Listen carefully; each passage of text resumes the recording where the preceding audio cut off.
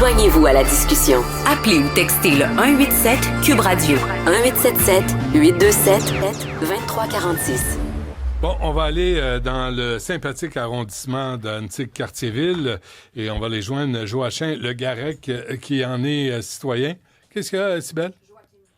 Ah, Joachim? Bonjour. OK, excusez-moi. Joachim? Joachim. Mais Joachim, c'est plus québécois, c'est correct aussi. Qu'est-ce que vous décidez d'être, un Français ou un Québécois?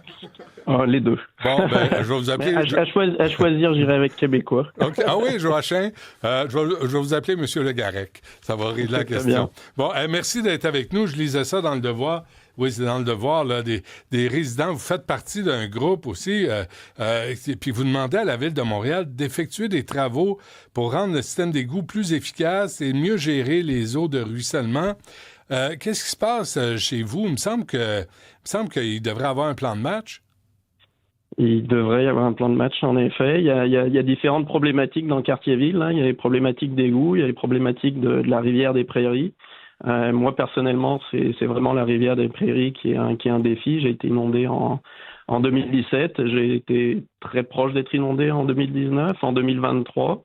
Alors, bon, c'était supposé d'être un événement une fois tous les 350 ans en 2017. On se rend compte que malheureusement, la fréquence a pas mal augmenté. Oui. Comment ça va avec votre compagnie d'assurance?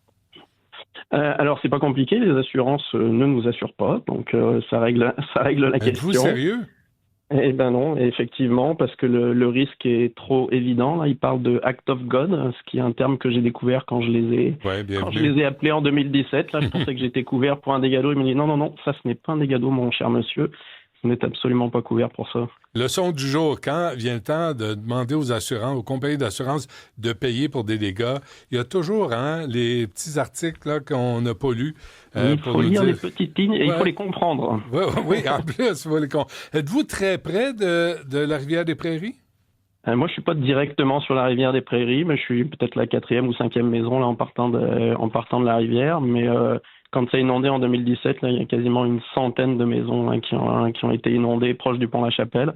Ouais. C'est le secteur Crevier et Cousineau. Ouais. Depuis 2017, on se bat pour obtenir un ouvrage de protection, il faut dire, parce que digue, apparemment, le mot est tabou. Ça vient avec un sentiment de sécurité qu'on ne veut pas nous donner, apparemment. Ah oui, c'est vrai. On n'a pas le droit de dire le mot digue. Non, effectivement. C'est rayé du vocabulaire. Alors, dites-moi, qu'est-ce que je dois dire?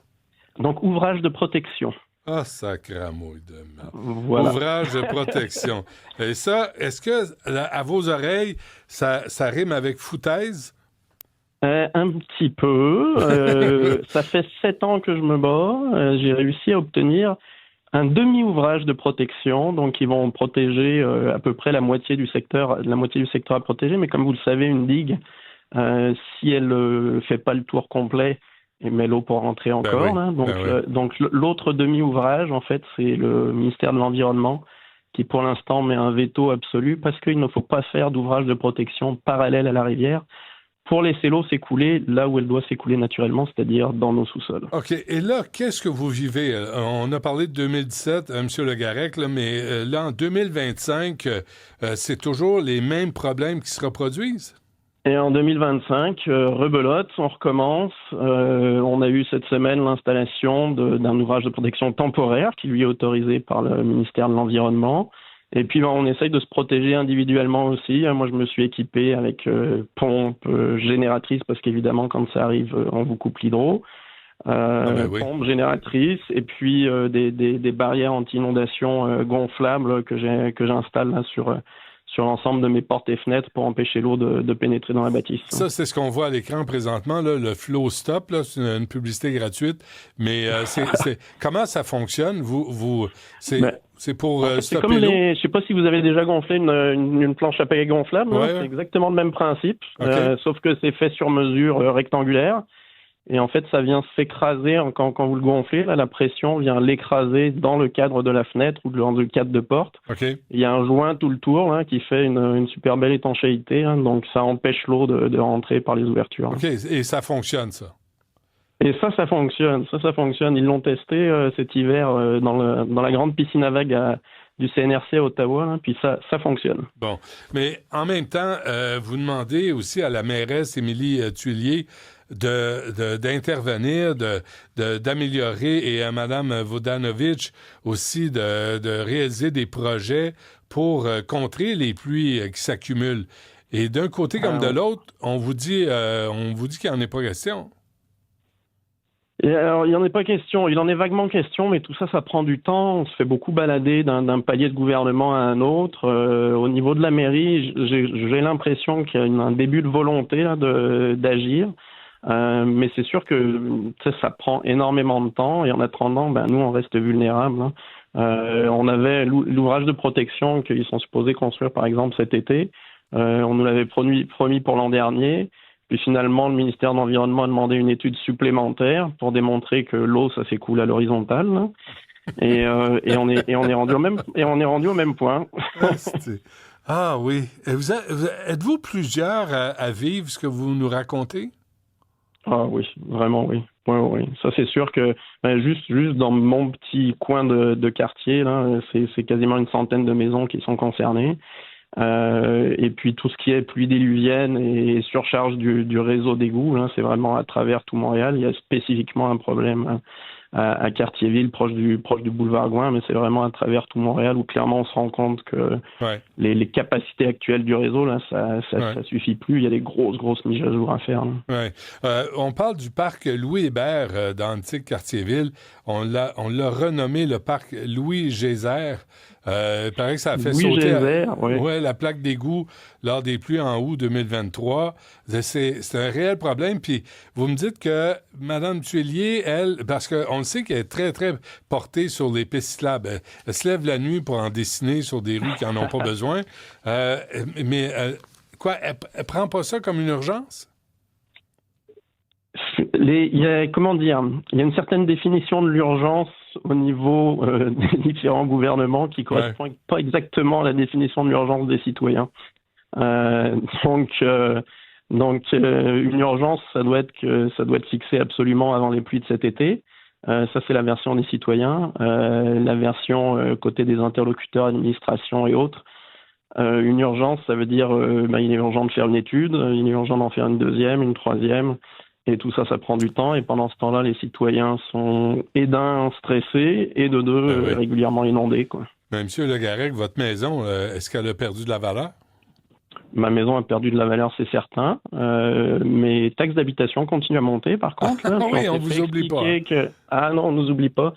Puis on s'est fait expliquer qu'on pouvait le challenger, mais apparemment, il faut payer un certain montant. Je ne veux pas vous dire de bêtises, là, mais je pense $2 500 pour demander une révision de la chose. Alors que ça pourrait très bien être inclus avant qu'il y ait une évaluation qui soit faite, là, ce serait logique, là. Mais non, c'est $2 500 non remboursables là, que chaque citoyen devrait engager là, pour évaluer ses taxes. Là. Êtes-vous, je ne savais pas ça. Si vous contestez, j'ai appris ça récemment. Je suis sidéré. Parce que si vous contestez l'évaluation municipale, pour le contester, vous devez payer $2 500, puis même si vous avez raison... Apparemment, sous toute réserve, écoutez, j'ai pas vérifié mes sources. Là, non, mais on va vérifier de notre côté. Je vous ça m'a été dit lors d'une réunion municipale, là, donc c'est relativement crédible. OK, on va vérifier de notre côté, puis on va vous envoyer un petit mot pour confirmer ou infirmer ce que vous dites. Avant qu'on se quitte, là, on va en parler dans un instant. Nous, on a essayé de savoir c'était quoi le budget de l'arrondissement pour les pistes cyclables. Puis c'est le fun, les pistes cyclables, c'est pratique, c'est utile, c'est écologique, j'en conviens, mais quand il y a des urgences comme les vôtres, il me semble que ça devrait passer après. Écoutez, moi, j'ai eu la chance de participer au débat pour les maires de Montréal. J'avais une petite capsule où j'avais la chance de poser une question, et je posais une question en rapport avec les inondations.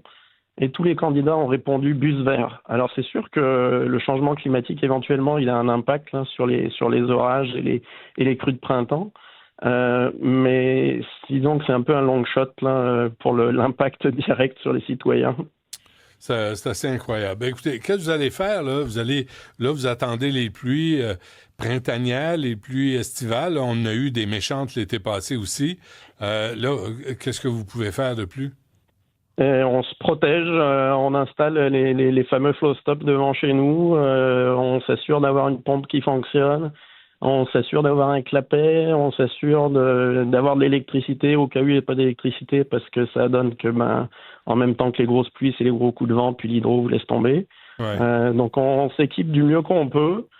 Et puis on espère que ce soit pas juste individuel, avec les municipalités et le gouvernement du Québec devrait embarquer. Quand le gouvernement du Québec il paye pour un programme de rénovation après un dégât, il vous demande de reconstruire à l'identique. Mais reconstruire à l'identique, ça veut dire que vous êtes bon pour recommencer. Là. Il n'y a pas de programme pour subventionner des pompes, pour subventionner des flow stops, pour subventionner des génératrices pour que les gens qui sont à risque puissent se protéger comme il faut. Oui, pour éviter d'autres demandes. Ça serait... Exactement. OK, avant qu'on se quitte... probablement plus stratégique. Dernière question. Avez-vous l'impression ou le sentiment que vous n'êtes pas entendu, vous n'êtes pas écouté par l'administration en place, là, par Mme Thuillier? Madame Thuillier, j'ai l'impression qu'on commence à avoir spécifiquement là, sur la question des ouvrages de protection, on commence à avoir une oreille attentive, mais il y a tellement de résistance dans les différents paliers là, que des fois, effectivement, on a l'impression de parler à un mur. Oui. Joachim Le Garrec, citoyen dans... Non, Joachim. Ça vous tente pas de changer pour Benoît? Ça serait simple. Là. C'est tellement simple. Benoît, c'est pas mal, Benoît. Merci, je vais y penser. C'est gentil. Vous êtes gentil. Je vous souhaite vraiment bonne chance, M. Le Garrec, là, dans l'antique Quartier-Ville. Merci, c'est très apprécié. Et je souhaite que vous ayez une meilleure écoute de la part de l'administration. Merci pour votre petit coup de pouce. Merci, bonne chance. Au revoir. Salut. Il y a Ilan